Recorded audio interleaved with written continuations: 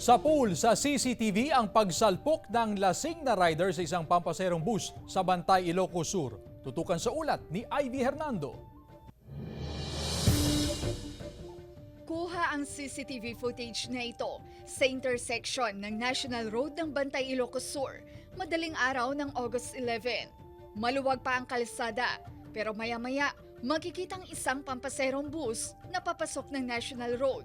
Nag-slow down pa bago mabante nang biglang sumalpok sa likuran ng bus ang isang rider. Under the influence of liquor po yung driver ng motorcycle van. At hindi na napansin na yung intersection. Nabali ang kanang kamay ng 24 anyos na lalaking rider. Wala raw siyang lisensya.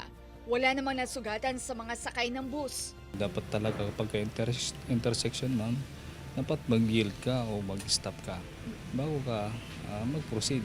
Ayon sa pulisya, nasa pagamutan pa ang rider at wala pang pag-uusap ang dalawang partido. Ngunit nakahanda na umano ang maaaring isang pangkaso laban sa driver ng motorsiklo. Kasama si Norman Raca, Ivy Hernando, One North Central Luzon.